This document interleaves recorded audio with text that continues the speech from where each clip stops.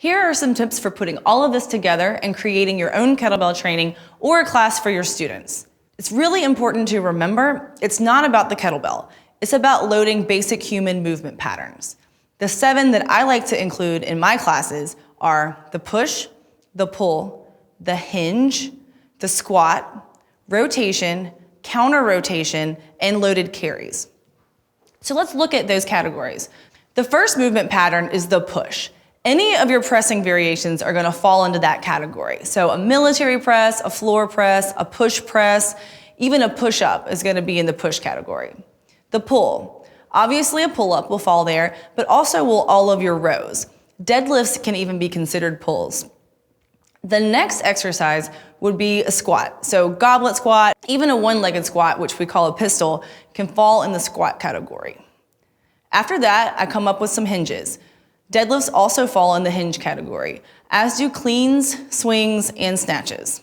For loaded carries, you can do farmer's carries, waiter's walks, or racked carries, and those are very, very good, especially for the aging population, because farmer's carries really keep us upright and make us hold our shoulders back and use the abs.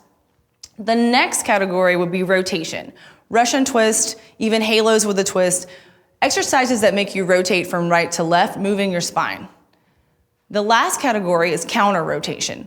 What that is when you do an exercise usually on one side and then you have to fight with the opposite side to stand erect. So alternating swings, one side suitcase deadlifts, one side floor presses, all of those train counter rotation, which means the opposite side of your body is fighting not to rotate and really stabilizing. So as you're picking your exercises in each of these 7 patterns, you want to make sure to have a mix of grinds and ballistics. So remember, the grinds are the slow exercises. You really have to tighten everything up. You want to go heavy for about 5 reps or less. Ballistics are the ones such as swings, cleans, and snatches where there's a force and then the weight travels.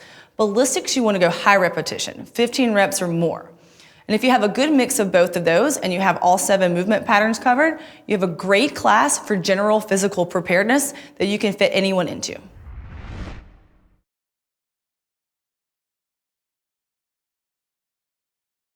This first training section is one that you can do with one bell.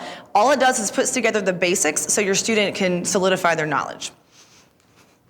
Greg's gonna start with a shoe get up. Have your student do 2 on each side. He's gonna demonstrate 1.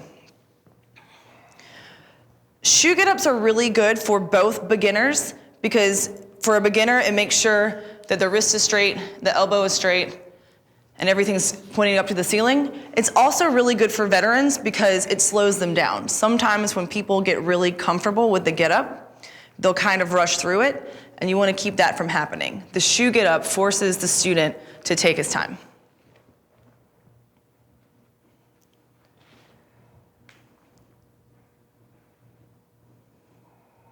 So again, 2 on each side for your student.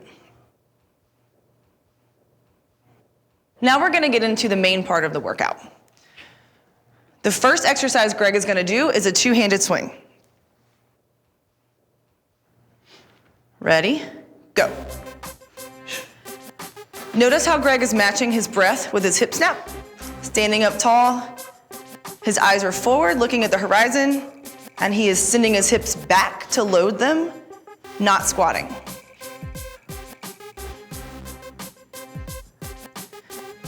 Notice how aggressively he's snapping the hips to drive the bell. The hip snap is what's doing all the work. The arms are just along for the ride. And you are done. The next exercise we're gonna do is a clean and press combo. If you have a very new student, they might wanna leave the clean out, especially if they're banging their wrist a little bit. So they can pick the bell up with 2 hands and then just keep pressing. If you've got someone who's comfortable with cleans, it's gonna be 1 clean, 1 press, 1 clean, 1 press. We'll go for 30 seconds. And Greg's gonna start on his non-dominant side. Ready? Go. Good, and he tightens up. Press is slow on the way up, slow on the way down. He throws a bell behind him, snaps it up, press slow on the way up, and slow on the way down. Notice how he keeps his elbow in close on his clean, and then how he power breathes and crushes the handle on the way up. And one more. And then you'll be done. Good. And then he's gonna safely set the bell down. Okay, we're gonna match that on the other side. The reason we started on our non-dominant side is because you don't wanna make yourself uneven. You don't wanna make your stronger side even stronger. You wanna try to match yourself up. So Greg's gonna come back to the bell and he's gonna do the same number of reps on his stronger side. All right, ready? Go. Good, same thing. Everything's staying in close in the cleans. He's power breathing up on the press. His eyes are forward. His body is one solid column. So his kneecaps are pulled up, his abs are tight, his glutes are tight. Good. It's almost like he's wedging his elbow in between the bell and his shoulder. Good. Throw it back again. And after this one, you can be done. Great, and then set it down. Our next exercise is going to be the Russian twist. Now, it's not one of the 6 foundation exercises, but it's one that your student can learn in a really short amount of time. So Greg's gonna have a seat on the ground, and all he's gonna do is hold the bell by the horns and twist from right to left. So go ahead and grab your bell. And go. Notice how he's looking over his shoulder. Your head follows your eyes, your body follows your head, so you'll get a bigger range of motion if you look. If your student is advanced, instead of keeping his feet on the ground, he can bicycle. But only do this if you can keep your back straight and not curve forward, because you want to make sure that your back stays straight. And you're almost done. And break. Good.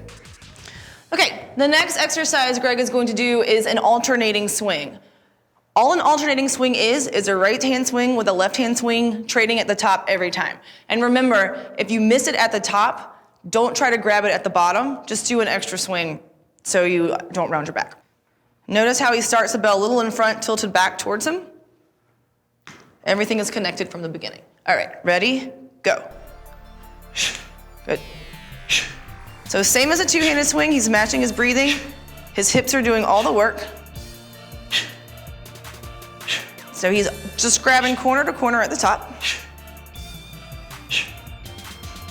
Good. And mirroring with the free hand is helping him always be in the right place when it's time to switch hands.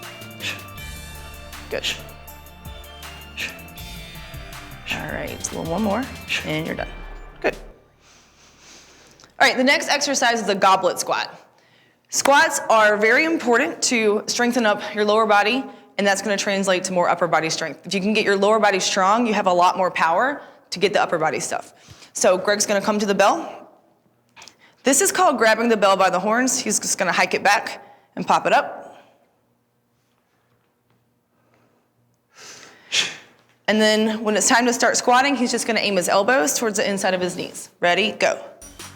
So notice how he's tight all the way down. That's important because if you just let yourself fall into your squat, you're not gonna have the strength to get back up. So you wanna stay tight all the way to the bottom, elbows to the inside of the knees, and come up. Notice that his heels are staying on the ground and his back is straight. You want to stop your squat before your heels pop up, before your back rounds, and of course before pain. Okay, you're done. Next exercise is a plank on your hands. There's no bell involved, but there are a couple reasons that we do this. A swing is in essence a moving plank. That's one reason we do it. The other reason we do it is because it's just a good exercise. So Greg's gonna get on the ground to get ready to do the plank. Move his bell out of the way. And then he's just gonna be one solid piece. All right, plank on your hands. Ready? Go. All right, notice that his back is straight, his head is neutral, his face is relaxed. Everything is tight, tight, tight. So not only is this a good exercise, but this, when you stand up for your swing, is exactly how you should feel. Your abs are a shield. Imagine breathing behind the shield. Good. So don't forget to breathe, but keep your abs tight. Notice that his knees are straight, glutes are tight, abs are tight, face is relaxed. You have 3 seconds left. Okay, done. Now for this last set of swings, we're gonna reframe it as a moving plank. So in essence, a swing is a hike, and then you get into a plank, you hold the plank till the very last second, then you get out of the way, hike, and plank again. So it's the same swing that you've been doing the whole time, we're just gonna think about it a little differently. All right, so Greg's gonna start again with the bell in front of him. Everything's tight from the beginning, and go. So notice that he's in that plank position until the last second when it's time to hike the bell back. So the plank is the driving force of your swing. Again, arms are ropes, hands are hooks. All the work is being done from glutes, hamstrings, abs, quads. Notice he's matching his breathing in on the backswing, out when he stands up. You're on your last 5 seconds. And break. So what you're gonna do now is repeat those 8 exercises 2 more times. You can take a 1.5 minute break in between each 8 exercise segment, and then you can be done.